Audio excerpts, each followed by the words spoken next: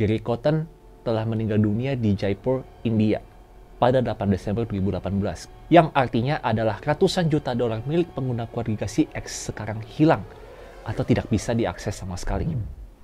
Di Kripto kali ini, gua akan membahas salah satu kasus yang sebenarnya sudah lama, tetapi menarik banget sampai disebut-sebut sebagai salah satu skandal terbesar di sejarah kripto. Kasusnya sangat rumit dan konspirasinya banyak banget, sampai-sampai diangkat menjadi film dokumenter di Netflix. Judulnya adalah Trust No One, The Hunt for Crypto King. Ya, kasus yang mau gue bahas hari ini adalah kasus Quadriga CX.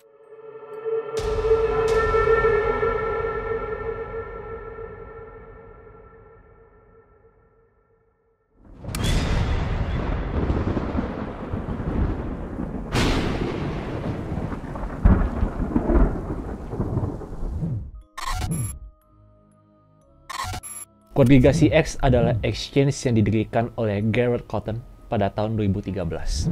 Pada saat itu, Bitcoin masih sulit untuk didapatkan, apalagi di Kanada.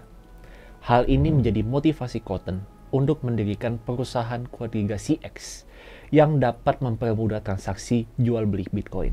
Pada tahun 2017, harga Bitcoin melonjak dengan pesat dan semakin banyak orang yang mulai peka terhadap Bitcoin. Seiringan dengan berkembangnya nilai dan pengetahuan orang-orang tentang Bitcoin, Quadriga CX juga ikut berkembang, bahkan menjadi salah satu Bitcoin exchange terbesar di Kanada pada saat itu. Quadriga CX adalah salah satu exchange pertama yang mempermudah transaksi Bitcoin. Gary Cotton sebagai CEO tampil di mata publik sebagai orang yang baik, ramah, murah senyum, dan murah hati. Gary membuat dirinya terlihat seperti yang benar-benar peduli pada potensi Bitcoin sebagai teknologi dan membuat orang-orang percaya kalau dia dan perusahaannya tidak berorientasi pada profit. Pada masa kejayaan Bitcoin yang pertama kali di awal tahun 2017, perusahaan Quadriga disebut-sebut memiliki lebih dari 100.000 pengguna dengan jumlah transaksi yang mencapai ratusan juta dolar. Masa kejayaan mereka tidak berlangsung lama. Pada tahun 2018 terjadi penurunan nilai Bitcoin yang sangat signifikan. Pada saat itu, masalah mulai bermunculan. Banyak pengguna Quadriga CX yang mulai mengeluh karena mereka tidak bisa withdraw dari exchange Quadriga CX. Hingga akhir pada tahun 2018, para pengguna tidak mendapatkan uang mereka sama sekali. Yang lebih mengejutkan lagi, pada 14 Januari 2019, istri dari Gary Cotton, yaitu Jennifer Robertson, tiba-tiba mempublikasikan kabar bahwa Gary Cotton telah meninggal dunia di Jaipur, India pada 8 Desember 2018 karena penyakit Crohn. Berita tersebut langsung booming karena Gary Cotton sebagai satu-satunya board of director di perusahaan Quadriga CX adalah satu-satunya orang yang dapat mengakses wallet Quadriga CX, yang artinya adalah ratusan juta dolar milik pengguna Quadriga CX sekarang hilang atau tidak bisa diakses sama sekali. Dilansir dari surat kabar Globe and Mail yang ditulis pada 6 Februari 2019, terdapat beberapa fakta tambahan terkait dengan kejadian tersebut. Yang pertama, Gary Cotton menjalankan perusahaan Quadriga kebanyakan dari laptopnya, dan laptopnya terkunci sehingga tidak ada yang tahu passwordnya apa. Kedua, perusahaan Quadriga CX tidak mempunyai kantor, tidak mempunyai akun bank korporat, dan juga tidak mempunyai akuntan. Ketiga, laptop dan memory stick dari Gary Cotton dapat menjadi bukti penting terkait di mana uang para user Quadriga CX. Kini laptop tersebut ditahan oleh Ernst & Young yang ditunjuk oleh pengadilan sebagai monitor. Berita ini menghebohkan dunia. Para pengguna internet, terutama para pengguna yang duitnya nyangkut di Quadriga CX, mulai menjadi detektif dadakan untuk menyelidiki Quadriga CX dan mencari tahu kematian Cotton. Seperti biasa, kalau belum dapat kejelasan dari otoritas, orang-orang di internet mulai berspekulasi sendiri, dan ujung-ujungnya banyak banget teori konspirasi. Teori konspirasi yang pertama adalah teori di mana Gary Cotton belum meninggal. Teori ini didasari oleh banyaknya kejanggalan yang ditemukan pada kematian Gary Cotton. Kejanggalan tersebut antara lain, yang pertama, fakta bahwa kematiannya baru diinformasikan setelah 1 bulan. Yang kedua, akte kematian Gary Cotton dipublikasikan, tetapi terdapat typo pada nama belakangnya, Gary Cotton. Yang ketiga, Gary diketahui menandatangani surat warisan hanya 12 hari sebelum kematiannya. Ia meninggalkan banyak warisan buat istrinya. Warisan tersebut berupa mobil Lexus, pesawat, sailboat, properti, bahkan 2 anjing Chihuahua sekaligus 100.000 US dollar untuk biaya hidup kedua anjingnya. Untuk mengetahui kebenaran dari teori konspirasi ini, seorang jurnalis Globe and Mail yang bernama Nathan van der Clip pergi ke India untuk mencari tahu kematian Cotton. Kematian Gary Cotton adalah sesuatu yang pasti berdasarkan dari polisi dan tenaga medis profesional di India. The Globe mereview hotel, rumah sakit, dan riwayat pembalsaman, tetapi tidak menemukan adanya kejanggalan. Setiap catatan memuat foto-foto paspor Gary Cotton. Kematiannya juga dikonfirmasi oleh Jayan Sharma, salah satu dokter yang menangani dan menulis laporan medis tentang kematiannya. Tetapi, yang membuat orang-orang masih curiga adalah karena tidak dilakukan otopsi. Padahal kematian Gary Cotton cukup janggal karena parah dan mendadak.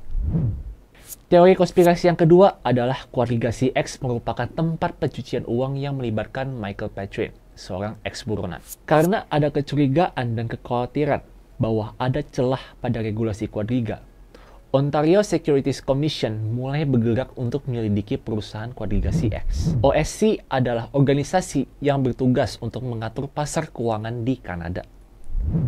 Dalam penyelidikannya, OSC menemukan bahwa nama domain awal yang diregistrasikan untuk website keluarga bukan tertulis atas nama Gary Cotton, melainkan atas nama Michael Petrin. Pada awal berdirinya keluarga si X, rupanya banyak interview yang melibatkan Michael Petrin sebagai founder dari keluarga si X. Bahkan, Petrin disebut lebih dominan atau lebih sering memimpin pembicaraan, sementara Gary lebih sering menanggapi. Setelah penyelidikan yang lebih dalam oleh jurnalis Globe and Mail, Alexandra Pulsadisri dan Joe Castaldo, ternyata sosok Petrin adalah seorang ex-narapidana dengan nama asli Omar Danani. Danani memiliki catatan kriminal dalam pencucian uang dan pencurian identitas. Danani dipercaya merupakan seorang serial scammer dan pernah mendekam di penjara karena kasus penipuan. Karena Petrin pernah melakukan kejahatan berupa pencucian uang, banyak orang mulai menuduh keluarga si X sebagai tempat pencucian uang. Karena di media sosial, Gary memiliki perawakan yang humoris dan lembut, Petrin dicurigai sebagai dalang keluarga si X sebenarnya yang bekerja di balik layar. Namun, tuduhan tersebut dibantah oleh Petrin. Ia mengatakan bahwa ia sudah keluar dari keluarga si X sejak tahun 2016. Menurut artikel yang ditulis pada situs Coindesk, perusahaan keluarga si X memiliki masalah dalam mencari dana dan kehabisan uang pada tahun 2015. Ini terjadi setelah mereka gagal untuk go public dan melakukan listing di Canadian Security Exchange. Pada tahun 2016, rencana untuk go public disingkirkan dan semua direktur perusahaannya termasuk Petrin keluar dari keluarga si X, meninggalkan Cotton sebagai satu-satunya orang yang menjalankan perusahaan tersebut. Sampai akhir pun Petrin tidak ditahan ataupun diinvestigasi secara resmi. Yang ketiga, Jennifer Robertson membunuh Gary Cotton. Kecurigaan juga ditujukan kepada istri Gary Cotton, yaitu Jennifer Robertson. Ada beberapa fakta yang mendasari kecurigaan netizen kepada Jennifer. Yang pertama, seperti yang sebelumnya disebutkan, Jennifer mewarisi seluruh harta Gary Cotton yang jumlahnya sangat besar. Surat warisan tersebut dibuat dan ditandatangani 12 hari sebelum kematian Gary Cotton. Hal tersebut menimbulkan dugaan bahwa bisa saja Jennifer meracuni Cotton dan menutupinya dengan mengatakan bahwa itu berasal dari penyakit Crohn yang dimiliki Cotton. Yang kedua, Jennifer pernah mengubah nama belakangnya 3 kali dalam 2-3 tahun. Jennifer Griffith, Jennifer Forgeron, kemudian Jennifer Robertson. Banyak orang mulai mengaitkan hal tersebut dengan kasus pembunuhan yang belum terpecahkan pada tahun 2017, yaitu pembunuhan Michael Forgeron. Mereka berspekulasi bahwa Michael Forgeron adalah suami pertama Jennifer, yang berarti ada 2 mantan suami Jennifer yang meninggal secara misterius. Teori tersebut dipatahkan karena testimoni dari Kimberly Smith, saudara kandung dari Jennifer, yang mengatakan bahwa pergantian nama Jennifer menjadi Forgeron karena nama belakang mantan suami pertamanya adalah Fageron, tetapi nama depannya bukan Michael. Alasan perceraian Jennifer adalah karena suami pertamanya berselingkuh dan sampai sekarang suami pertamanya juga masih hidup. Ketika mereka bercerai, Jennifer mengubah namanya menjadi Robertson karena sejak awal ia tidak terlalu menyukai nama Griffith.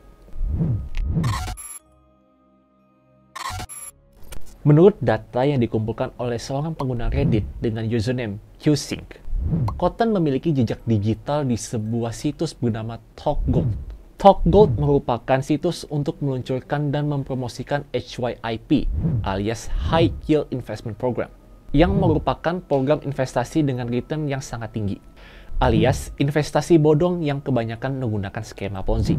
Cotton dan Patrick banyak berkomunikasi melalui message board pada situs TalkGold. Melalui situs tersebut, Cotton dan Patrick mempromosikan digital currency exchange yang dioperasikan oleh Patrick, yaitu Midas Gold. Tidak hanya itu, jika ditelusuri lebih dalam, rupanya Cotton bukanlah orang yang baru di dunia penipuan berkedok investasi. Sejak umur 15 tahun, Cotton dipercaya telah melakukan penipuan. Penipuan pertama Cotton adalah sebuah dApp dari SNS Investment yang menjanjikan return hingga 150% dalam 48 jam. Perusahaan investasi gadungan tersebut berjalan hingga 3 bulan sebelum akhirnya membawa pergi semua uang investor. Fakta tersebut menunjukkan bahwa sebenarnya Cotton tidak baru di dunia penipuan. Ia telah mengoperasikan banyak penipuan untuk waktu yang cukup lama. Investigasi yang dilakukan oleh OSC pada Kodigasi X menunjukkan bahwa sebenarnya Cotton menipu para pengguna dengan cara memberikan mereka kepercayaan palsu bahwa aset mereka dijaga dengan baik pada platform trading Kodigasi X. Namun, hal yang terjadi malah Cotton menggunakan uang dari para pengguna Kodigasi X dengan semena-mena. Ketika market kripto mengalami crash pada tahun 2018, Kodigasi X mengalami krisis keuangan karena banyaknya permintaan withdraw, tetapi dananya tidak ada. Oleh karena itu, Cotton menggunakan uang yang masuk dari pengguna-pengguna lain untuk menutupi permintaan withdraw. Dengan kata lain, sistem penipuan Kodigasi X merupakan sebuah skema Ponzi yang dibalut dengan teknologi modern. Kecurangan yang dilakukan oleh Cotton adalah dia membuat banyak akun palsu di platform Kodigasi X dan memberi akun-akun tersebut saldo fiktif. Salah satu akun palsunya bernama Chris Market yang merupakan pengguna terbesar atau whale di platform Kodigasi X. Cotton melakukan trading pada platformnya sendiri dan mengalami kerugian yang sangat besar, apalagi sejak ada perubahan harga di aset kripto. Kerugiannya diperkirakan mencapai 115 juta US dollar. Angka tersebut merupakan jumlah hilangnya dana yang paling besar. Tapi, masih banyak dana pengguna yang hilang. Hingga, Kodigasi X diperkirakan berutang sebanyak 215 juta US dollar kepada pengguna Kodigasi X menurut investigasi yang dilakukan oleh OSC. Sebanyak 28 juta US dollar hilang karena aktivitas trading Cotton di platform exchange lain. 2 juta US dollar digunakan untuk membiayai hidupnya yang mewah. 1 juta US dollar perkiraan kerugian biaya operasional, 23 juta US dollar untuk keperluan-keperluan lainnya seperti biaya admin di platform lain, biaya lain yang dibayarkan pada platform luar, biaya operasional perusahaan lainnya, penggunaan pribadi oleh Cotton, dan lain-lain. Dari sekian banyaknya aset yang hilang, 46 juta US dollar berhasil ditemukan oleh Ernst & Young.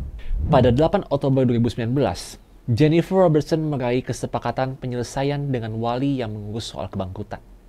Pada kesepakatannya tertulis bahwa Jennifer diperbolehkan untuk menyimpan uang tunai sebesar 90.000 US dollar, 20.000 US dollar dana pensiun, dan 10.000 dari akun bank. Selain itu, dia juga menerima mobil Jeep Cherokee tahun 2015 dengan perkiraan harga 19.000 US dollar, cincin pernikahan, sebuah kalung, dan sebuah cincin emas dengan batu berwarna merah muda. Barang-barang tersebut diestimasikan bernilai 8.700 US dollar. Ada juga furnitur dan barang-barang personal lain di rumahnya yang diperkirakan bernilai hingga 15.000 US dollar. Yang terakhir adalah saham di Quadriga Fintech, namun saham tersebut bisa diambil kembali jika ia diperintahkan untuk menyerahkannya di waktu yang akan datang oleh wali kebangkrutan. Saat ini, Jennifer menulis buku yang berjudul Bitcoin Widow, Love, Betrayal, and the Missing Millions, yang diharapkan dapat menjadi pembicaraan terakhirnya soal kasus Kodigasi X. Namun, hingga saat ini, para pengguna Kodigasi X yang marah masih menuntut agar kuburan Cotton digali kembali untuk memastikan mayat tersebut adalah dia. Tetapi sampai tanggal video ini diambil, masih belum ada tanda-tanda kuburan Cotton akan dibongkar. Menurut gue, ada beberapa pelajaran yang bisa dipetik dari kasus ini. Yang pertama, selalu riset terlebih dahulu kemana kalian mau menaruh uang kalian. Jangan karena rekomendasi orang lain atau karena lagi booming, membuat kalian asal ikut-ikutan. Cari exchange yang benar-benar legal atau sudah diverifikasi sama badan keuangan. Yang kedua, jangan mudah percaya sama apa yang kelihatan di permukaan. Pelajarilah dari kasus Quadriga CX ini, di mana perusahaan tersebut sempat gagal listing dan foundernya mempunyai latar belakang yang mencurigakan. Tapi, tetap saja, banyak orang yang ketipu sama kampanye perusahaan Quadriga dan pesona CEO-nya di media sosial. Ketiga, jangan serakah. Banyak orang yang menjadi korban investasi bodong gara-gara tergiur sama returnnya yang nggak masuk akal. Kalau terlalu fokus dengan untung yang besar dan instan, umumnya lebih besar kecenderungan untuk termakan sama kebohongan-kebohongan scam kayak gini. Banyak pengguna Quadriga CX yang mengakui kalau mereka menjadi trader di Quadriga CX karena pengen kaya dengan cepat. Selalu ingat, kalau nggak ada yang instan. Kalau something is too good to be true, it's most likely to be untrue.